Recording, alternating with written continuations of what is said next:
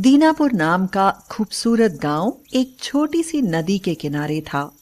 वहां शोभित नाम का एक लड़का अपनी मां सरस्वती के साथ रहता था।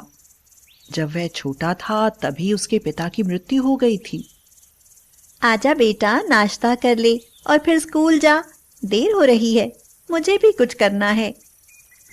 ऐसे नहीं माँ, मैं ऐसे नहीं खाऊंगा। मुझे ये रूखी रोटी अच्छी नहीं लगती। मैं तो दूध के साथ खाऊंगा। मुझे दूध भी चाहिए। बेटा, वह हमारे यहाँ नहीं है। अच्छा रुक, अभी पड़ोस में बंसी के यहाँ जाकर देखती हूँ। उसके यहाँ दूध होता है। वह पड़ोस के बंशीधर के यहाँ जाती है और कहती है, भैया बंसी, मेरे शोभित को दूध के बिना खाना अच्छा नहीं लगता है। मुझे 1 गिलास दूध रोज दे दिया करो। इसके बदले में तुम्हें हमारा काम भी करना होगा।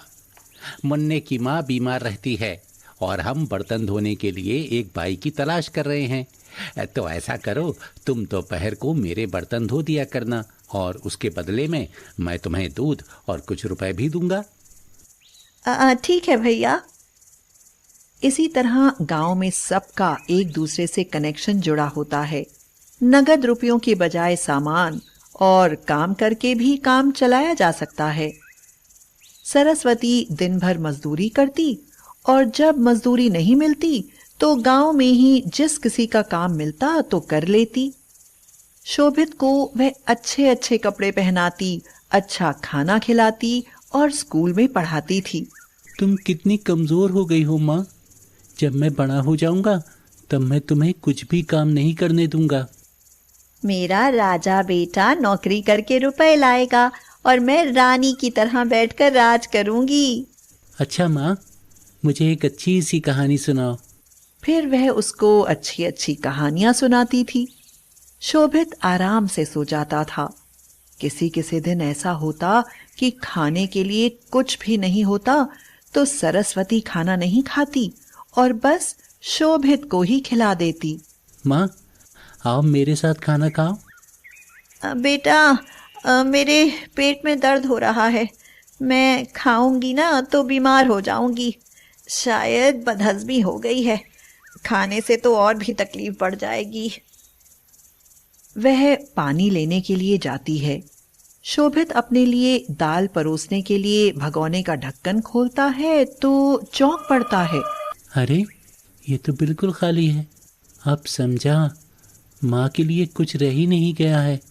जो कुछ था उसने मुझे खिला दिया और अपने लिए बहाना बना रही है ताकि मुझे पता न चले और मैं आराम से खा लूं। उसकी आंखों में आंसू भर आते हैं। इन मुसीबतों के साथ शोभित बड़ा होता जाता है। उसकी शहर में नौकरी लग जाती है और वह अधिकारी बनता है। उसके बाद उसकी शादी हो जाती है। सरस्वती भी शहर में आकर कुछ दिन रहती है। बहू सीमा उसका जीना हराम कर देती है। उस पर बहुत उल्टा सीधा आरोप लगाकर शोभित के कान भरती रहती है। मैं माँ जी को कितना समझाती रहती हूँ कि अच्छे कपड़े पहना करो, थोड़ा अच्छा रख रखाव रखा करो। आखिर आप एक अधिकारी हैं। आपसे मिलने वाले लोग आते हैं तो इन्हें देखकर कहते हैं कि आपने एक नौकरानी रखी हुई है। ये हमारी जानबूझकर बदनामी कराती है। हाँ, तुम ठीक कह रही हो। हमारा स्टैंडर्ड है और ये उसको गिराने में लगी हुई हैं। इससे तो अच्छा है कि ये गांव में जाकर रहें। माँ, आप गांव में रहो, मैं आपका खर्चा भेज दिया करूँगा। बेटा, अगर मेरे रहने से तुम्हारी बदनामी होती है तो मैं गांव में रह लूंगी। मैं तुम्हारा खर्चा लेकर क्या करूंगी? जब तक मेरे हाथ पैर चलते हैं मैं कमा लिया करूंगी। सरस्वती चली जाती है। अचानक एक दिन शोभित बीमार होता है। वह अपना चेकअप कराता है तो उसके पैरों के नीचे से जमीन खिसक जाती है। सीमा, मेरे दोनों गुर्दे खराब हैं। अब मेरी जिंदगी का अंत समय आ गया है। डॉक्टर ने कहा है अगर तुरंत गुर्दा नहीं बदला गया तो मेरी मौत भी हो सकती है। वह पूरी कोशिश करता है। रिश्तेदार, दोस्त, परिचित सबसे कहता है, लेकिन उसे गुर्दा कहीं नहीं मिलता। ना ही कोई दानकर्ता मिलता है। अचानक एक दिन एक गुमनाम दानकर्ता उसको अपना गुर्दा दान कर देता है, जिससे उसका ऑपरेशन होता है। 15 दिन अस्पताल रहने के बाद शोभित ठीक होकर अपने घर पर आ जाता है। उसकी पत्नी सीमा उससे कहती है, देख लिया तुमने अपनी माँ का प्यार। दुनिया जहान के लोग आकर तुमको देख गए, लेकिन तुम्हारी माँ तुमको देखने तक नहीं आई। हाँ। शोभित अब अपनी माँ से बहुत नफरत करने लगा था। वह उसको कभी गांव में देखने नहीं जाता था। एक दिन गांव से उसके पड़ोसी बंशीधर का फोन आया। हेलो शोभित, तुम्हारे घर से बदबू आ रही है, मकान बंद है, यहाँ आकर देखो। शोभित जब वहां जाता है तो देखता है कि बंद मकान के भीतर उसकी माँ मरी पड़ी है। शायद उन्हें 5-6 दिन मरे हुए हो गए होंगे। वो बीमार हो गई थी, उसकी देखभाल करने वाला कोई नहीं था।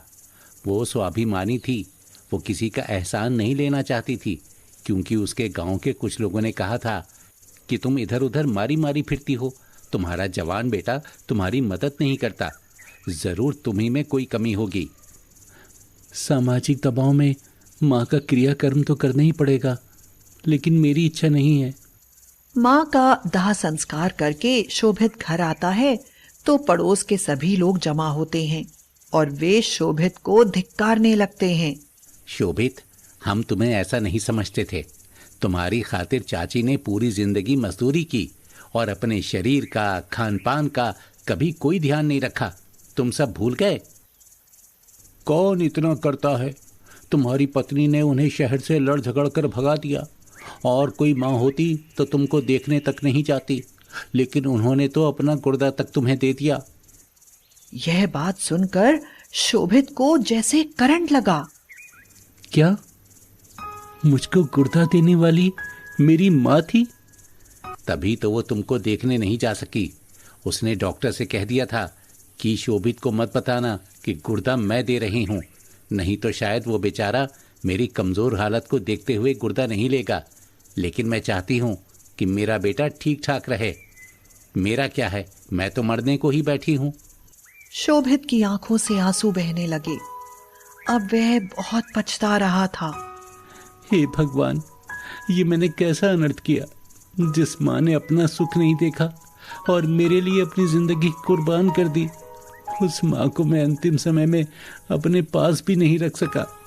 उसे याद आया जब वह बचपन में अपनी माँ से कहता था कि जब वह बड़ा हो जाएगा तो उसे कमा कर खिलाएगा। तो माँ कहती थी कि उसकी नौकरी लग जाएगी तो वो रानी बनकर राज करेगी। अब शोभित बहुत पछता रहा था। वह जोर जोर से रो रहा था। माँ, मैंने तुम्हारे साथ बहुत गलत किया। अपने नालायक बेटे को माफ कर देना माँ, मुझे माफ कर देना। मैंने तो तुम्हें एक दमड़ी तक नहीं दी और तुमने फिर भी मेरे लिए जिंदगी कुर्बान कर दी। मैंने तेरे साथ दुश्मनों से बर्ताव किया माँ, मुझे माफ कर दे माँ, मुझे माफ कर दे। वह सिर पटक पटक कर रो रहा था, लेकिन अब सिवाय पछताने के क्या हो सकता था।